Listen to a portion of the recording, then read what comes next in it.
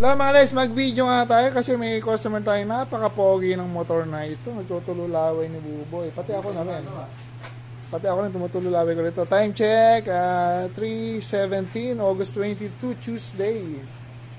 So, tomorrow, huwag kayong pupunta. Mahirap gawin na wala ang Boboy.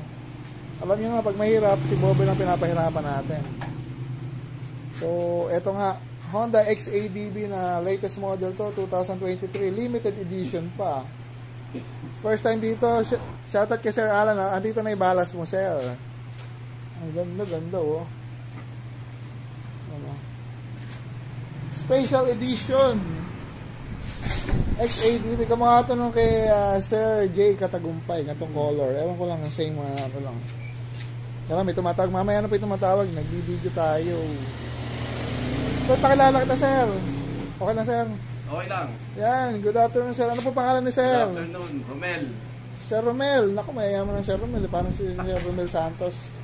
Shoutout kay Sir Romel. Taga-saan po si Sir Romel? Lumos Malolos. Ayun. Ano po ba, Sir? Negosyante, Sir, o? Negosyante. Ay, sabi ko, negosyante, naka-big time eh. Ano, boy? So, saan mo nalaman siya po namin, Sir? Kay paring Alan, saka napanood ko rin sa YouTube. Ay, thank you, Sir. Shoutout kay Boy P. Ganito yung motor ni Sir Boy P. Ganyan ba, Boy? Oo nga. Napag-lock mo, no? Sige, Sir. Baka may shoutout ka, Sir. Wala na, okay lang. Yan, shoutout kay Sir Alan na naka Honda CB650R, naka ano pa yun, naka ADB 160 ba kanya? 150, 160. 160 na yun sa kanya. Mga modelo motor ni Sir. Ito maganda, oh. Ang kakapit namin dito mga LEDs, Lightning Elite Plus, 100 watts with 1 year warranty. Galing ito, oh. Kaya naman nito, hindi siya ganun kahirap baklasin. Hindi matatanggal nito, di ba, boy, yung mga to? Hindi na, ano? Ay, yung mga gilid, hindi na, ano? Hindi na. Kasi makakaroon na yung mga wiring, kaya maski na Honda siya, hindi naman na kailangan baklasin lahat. Kasi mahirap baklasin to, may mga ano to, oh. May mga crash guard. Kaya lang tayo makakabili nito. Ayan. Mag 24/7 kaya tayo, boy, para makabili ako nito. Yung 10 years ko, 5 years makakabili na ako nito. Alasara doon yun. Malit lang compartment niya, malalim lang. So, pero ano, kasya yung isang full face na helmet. ano pa? Kasya yung full face na helmet. Ayan po, Sir, kasya. Malalim kasi. Malalim. Ayun, oh. Yung pinakagitna talaga, para yung pinaka-muso niya. So mga scooter, pinakamalaking ko nakita na underseat compartment yung X-Max, napakalaki. Kasi bata. Siya na bata dun. Pero ang ganda ng gulong sa dual sport na. Tingnan nyo mga legs, pangarapin nyo na para ano, parang ako rin. Malay nyo magkatotoo.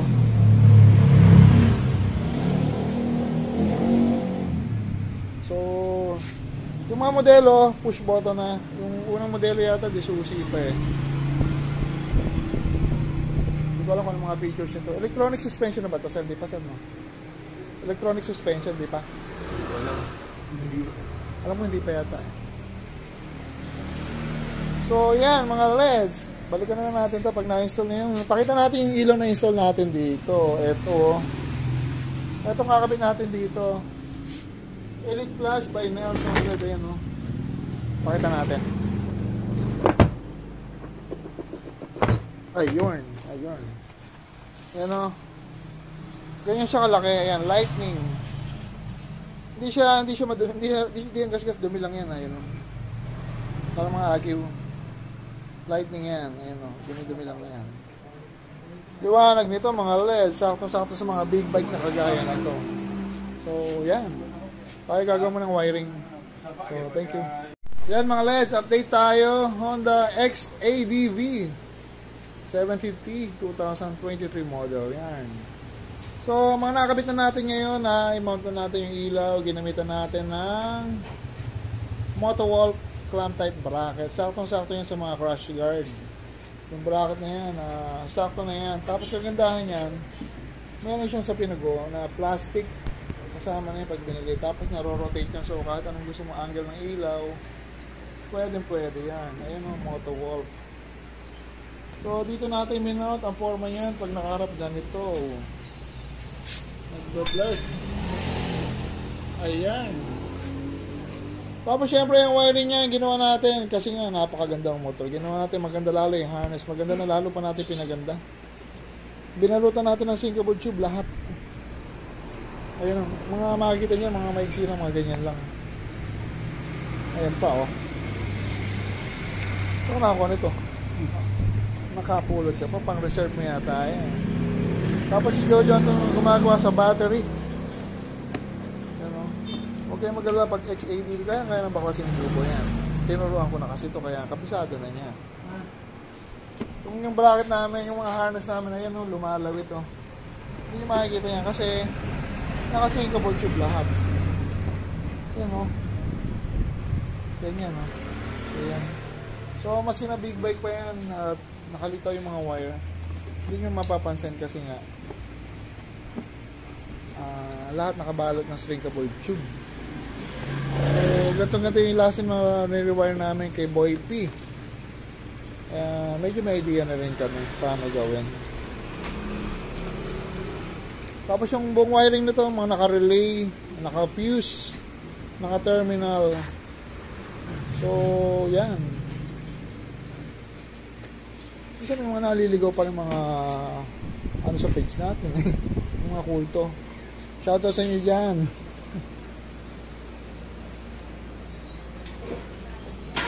So, yan na nga mga LEDs. Sakto-sakto na iliwanag dito. Napaka okay sa alright.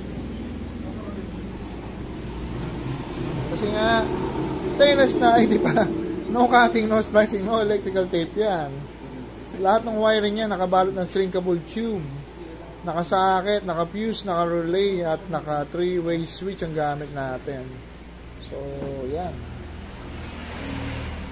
Pagmamasda lang natin para ini-imagine na susunod nakasakay na ako dyan. Nakikisakay lang. So, walang masamang mangarap. Ano, anak? Say hello to my vlog muna. Hello! Speak Tagalog. Ayun, patay. Oh! Ayot mo. Ha? Ipunas mo na, punas. Okay lang, is okay. So, ayan mga LEDs. Malapit na mayari din to. Ito sa mga scooter na maxi scoot ang hindi ganong kahirapan gawin. Mas mahirap pang gawin to eh. Ano. Medyo okay na okay lang. Okay na, Pogi. So, ayan o. Mamaya, tetest na lang natin kung gaano kaliwanag. So, ayan.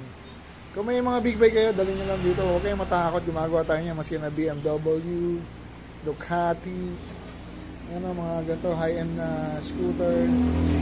Basic na basic yan kay Buboy. Yan po, thank you. Yan mga guys, video na natin. Pakita natin kung may makikita yung wiring na kinabit namin. Ano?